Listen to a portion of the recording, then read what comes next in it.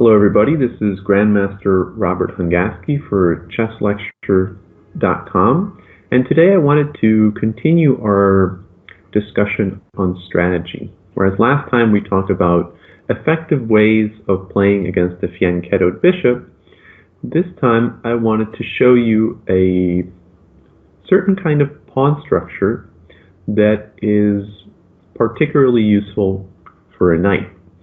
So I would say it's sort of the equivalent of fianchettoing the bishop, but for the knight. Although we won't be fianchettoing a knight, don't worry. And the interesting thing about this pawn structure is that there are so many different openings, both with white or with black, that can help us achieve this structure. And it just so happens to be one of Magnus Carlsen's, I think, favorite structures, because he gets these types of positions all the time. Just to give you an example, I wanted to show you this, at least the opening part of these two games that Carlsen played in 2016 against Grishuk and 2017 against Jing Liren. So against Grishuk, the game had gone d4, knight f6, c4, e6, knight f3, d5, and after knight c3, Magnus back then, and I still think that every now and then he plays it, chose this move a6, which became his sort of pet line, and he had a tremendous success with it. So after c takes d5, e takes d5, bishop f4, bishop d6, bishop takes, queen takes, and after e3, bishop f5, queen b3, castle kingside, knight h4, bishop e4, knight takes, knight takes. So we still haven't quite reached the structure that I'm going to be highlighting today, but we are well on our way there. And that structure involves placing a pawn on c6, in this case achieving the pawn structure b7, c6, d5, and eventually placing a knight on d6. This is what I would compare to a fianchettoed bishop, where the bishop feels very comfortable on g2, let's say if we do a kingside fianchetto, because it is sheltered, meaning it can't be easily attacked, it's out of the way of its other pieces, and it's on the long diagonal. So for a knight, it also satisfies all of the main requirements that a knight needs in order to feel well placed, which is to be safe, meaning that it cannot be easily attacked by the opponent's pawns. It's centralized, and unlike the bishop, which doesn't need to be physically in the center, the knight most certainly does, since it's short range piece, and it is behind a curtain of pawns. Really, this is the best case scenario for a knight, and we discussed this when we were talking about the Sicilian defense and the repertoire for white that I suggested based on the hedgehog and Maroczy pawn structures.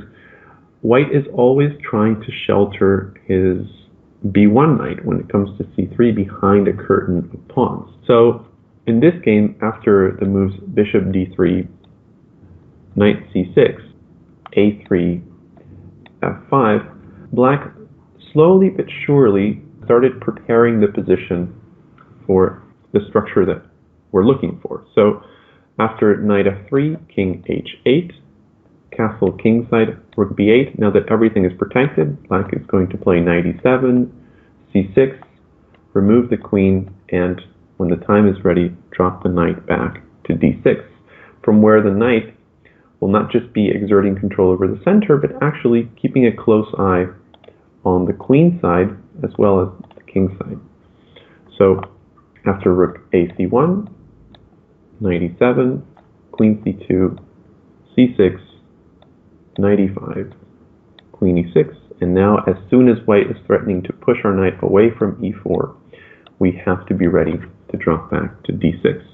So this was the game between Grishuk and Carlsen, which I will be attaching in the PGN, but it's just meant to give us a general idea of how we could achieve this structure, let's say, with the black pieces. If we go back a few moves, there are many Carlsen games. I just happened to choose the two of them that stood out the most to me. And by the way, Carlsen also gets these types of structures as white when he plays the Trompowsky, the London, the Torre attack. I think it's very clear that he is choosing his openings based on certain patterns that he likes, certain piece arrangements that he feels comfortable with. So in this other game against Ding-Liren, white played the move bishop g5 instead of bishop f4, and black still managed to get the position that he was looking for after the moves e3, and he managed to do so even quicker. Knight bd7, bishop d3, h6, bishop h4, bishop d6, castles, castles, rook c1, rook e8, and after a3, c6. The key here is that white thinks that, okay, I can trade dark squared bishops. This has to be a good trade for white, since the bishop on d6 is apparently black's good bishop, but it turns out that this trade just facilitates black's maneuver, because after bishop takes g3, h takes g3, bishop g4, knight e2, and once again we see this knight being recycled from f6 to e4 and eventually d6.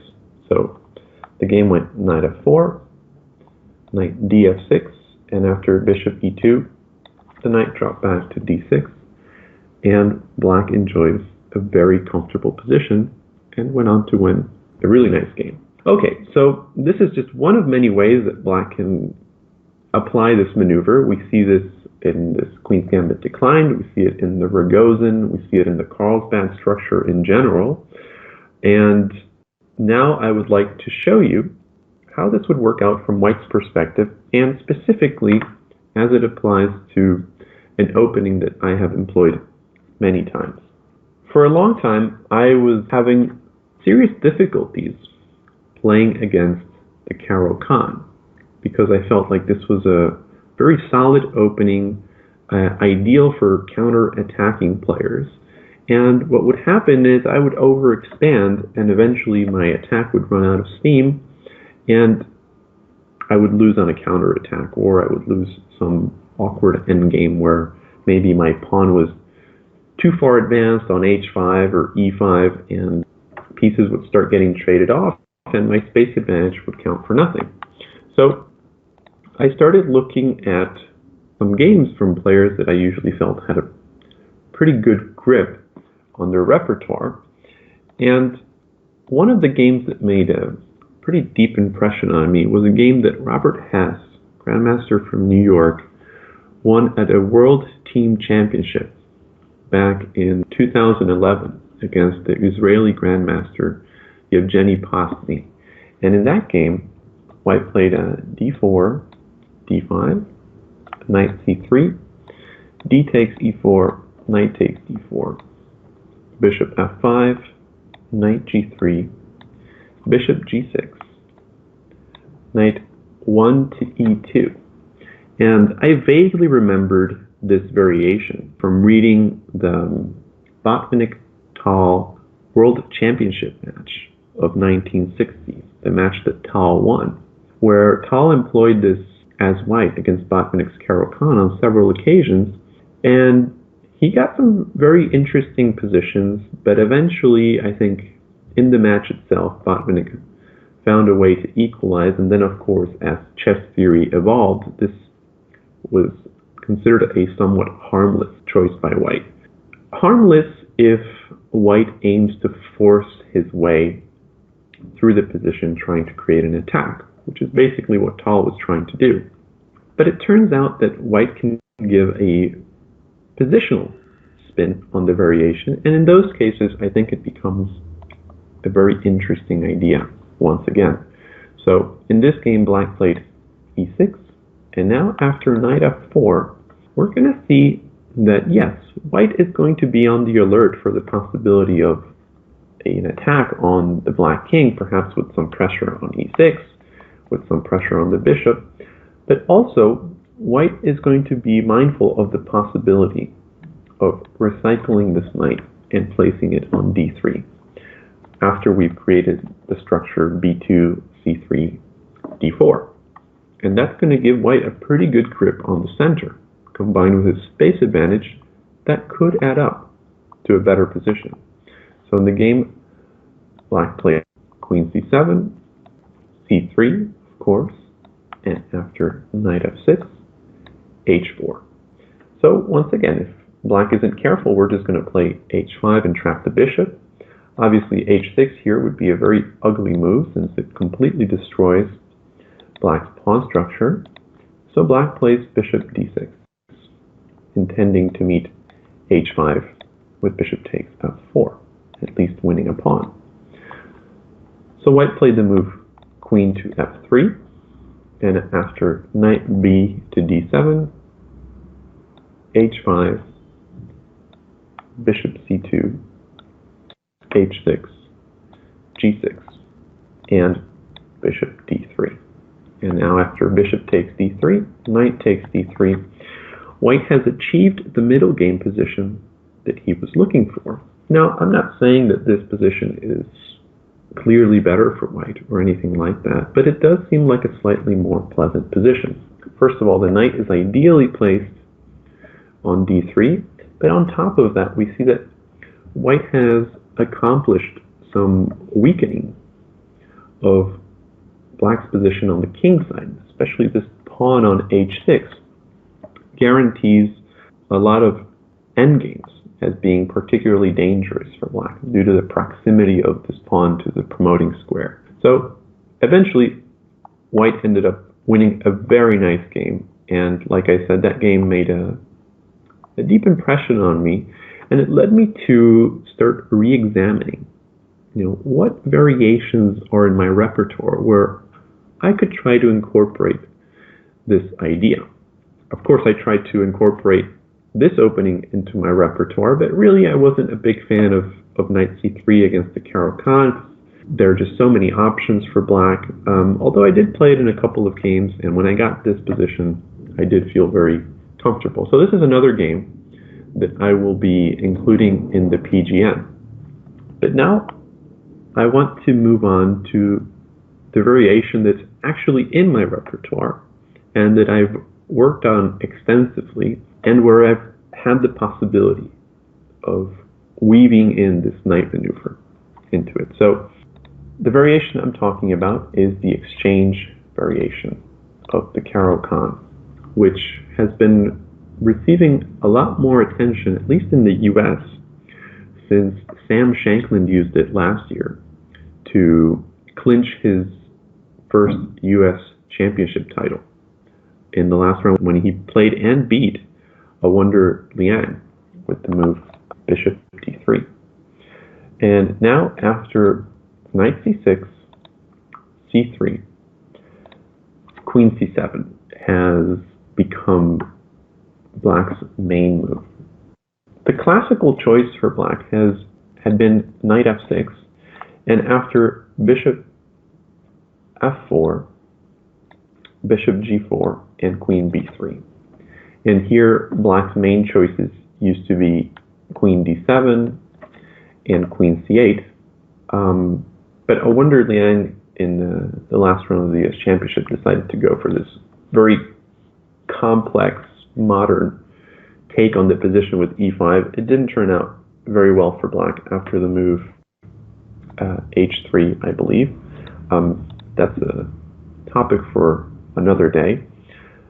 I actually recently played this position on the black side, and I chose the move queen d7. Although I quickly understood why black has been deviating sooner, since white can get some very interesting attacking chances based on the preparation of the move knight to e5.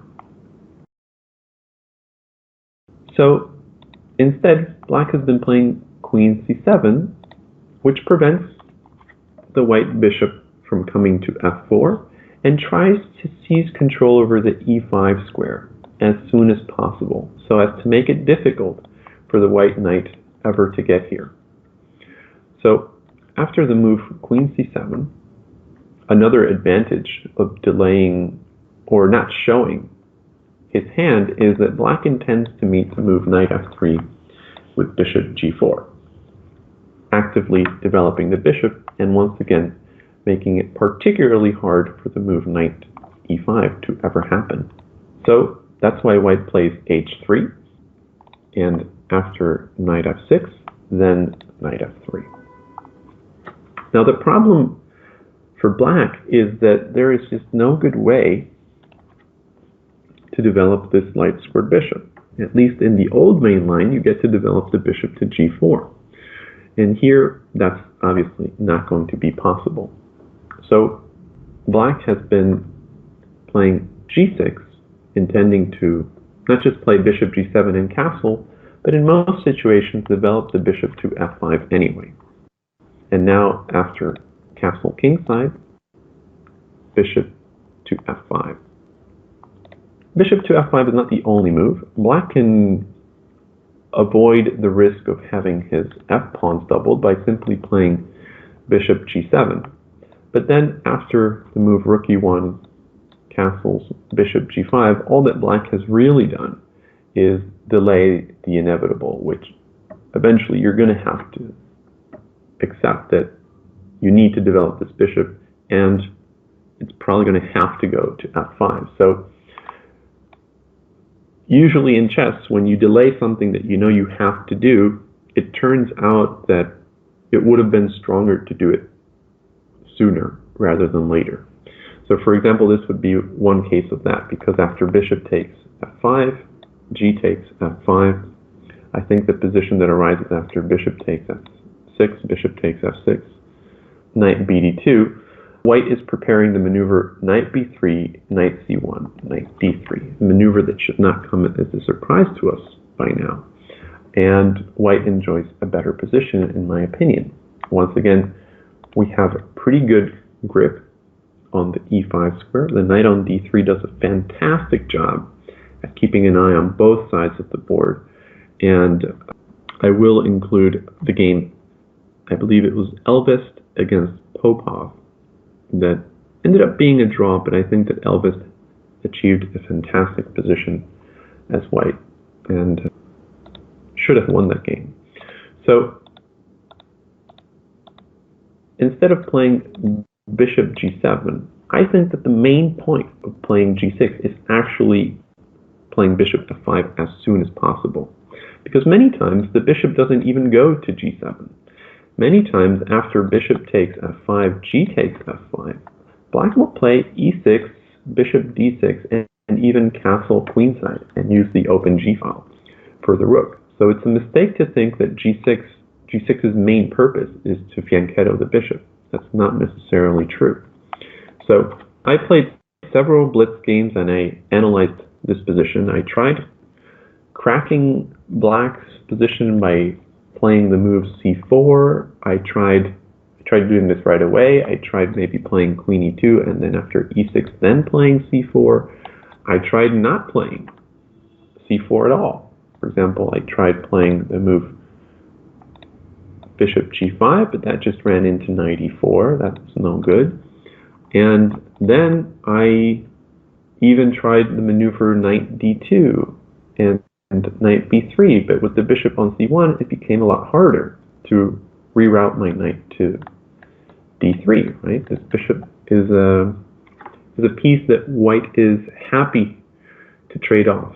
Even in those Carlsen games that he was playing in the Queen's Gambit Declined, he was usually trading off his sort of bad bishop. So it was back to the drawing board. And I realized that a very interesting maneuver was not getting the knight from b1 to d3, because this knight is very far from the d3 square, but rather getting the other knight to d3. And that's when I came across this game between Hammer and Dishman, where white played the very interesting move knight to e1. And obviously the idea is that if you play bishop takes d3, now I'm going to play knight takes d3. And I've accelerated my maneuver. The knight is on d3, the b1 knight can come to f3, and also the knight on d3 solves the problem of my bishop since it supports the f4 square as well. That's why black did not take on d3 and played bishop g7. And now after bishop takes f5, g takes f5, knight d3, e6, bishop f4, queen e7, a4, castle kingside. And the problem for black is that in this position, the option of castling queenside is pretty much ruled out.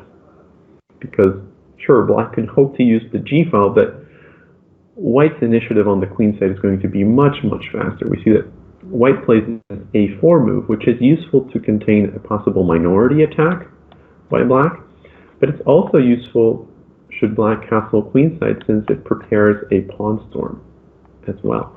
So black is basically forced to castle kingside, and now after the move a5, rook fc8, rook e1, queen d8, a6, b6. We see that white created this sort of pawn dagger on a6, very similar to the Hess-Potsny game, but on the other side of the board.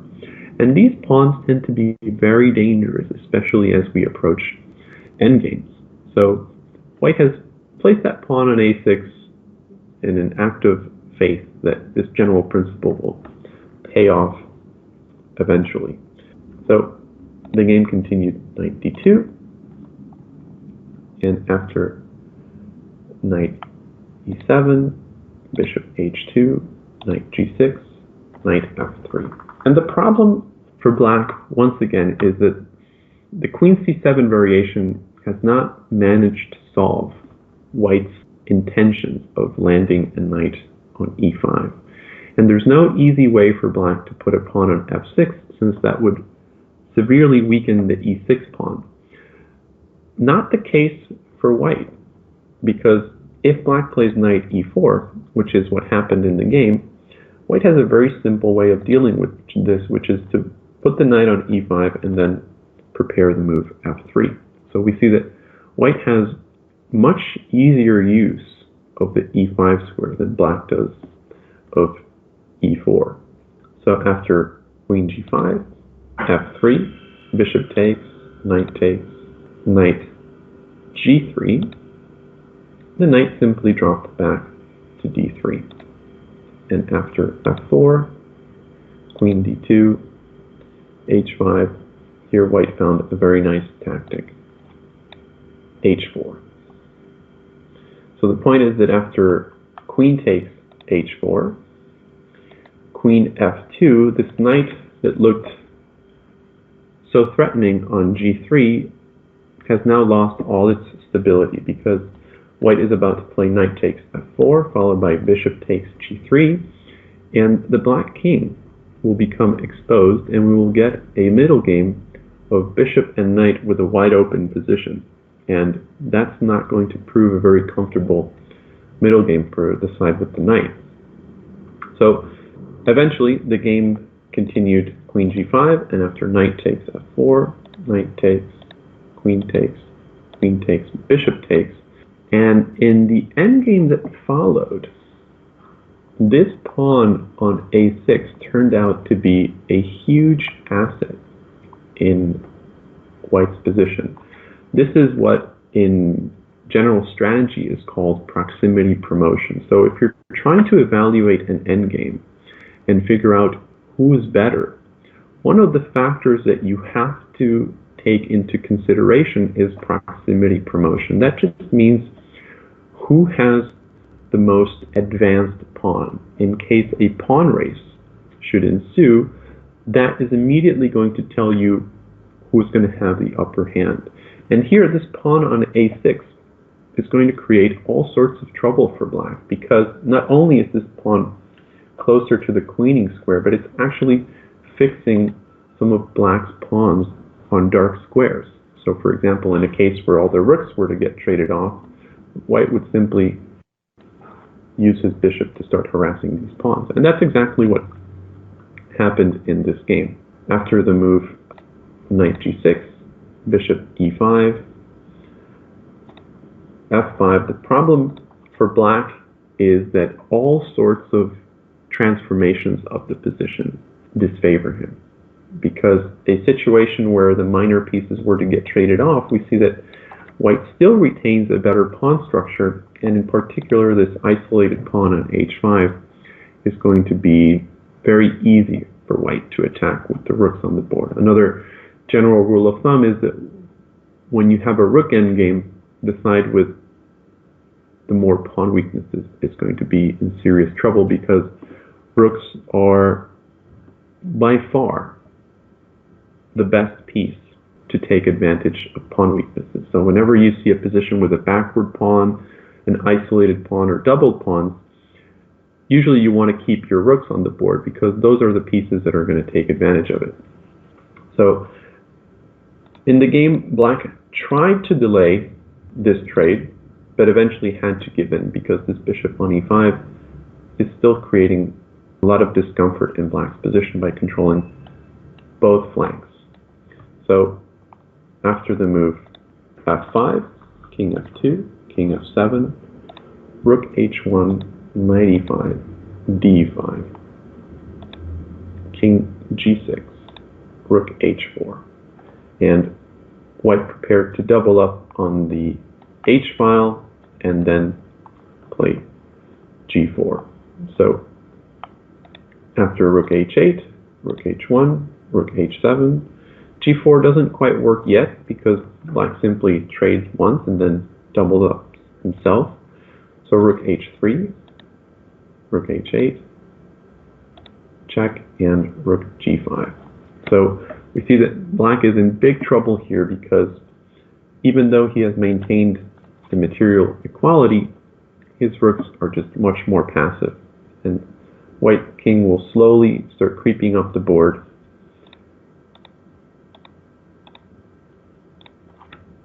And now white will start playing around black's other weaknesses. For example, this pawn on e6, followed by a move like rook d4, rook d6 will simply lead to the loss of a pawn and the collapse of black's position. So after rook e8, b4, b5, rook d4, king c7, king e3, rook d7, trade, check, and rook takes a7. And white's position was already winning. Black got back the a pawn but lost the h pawn, and this was just a hopeless endgame for black. Eventually white just maneuvered the rook to d6 and prepared the march of the king all the way to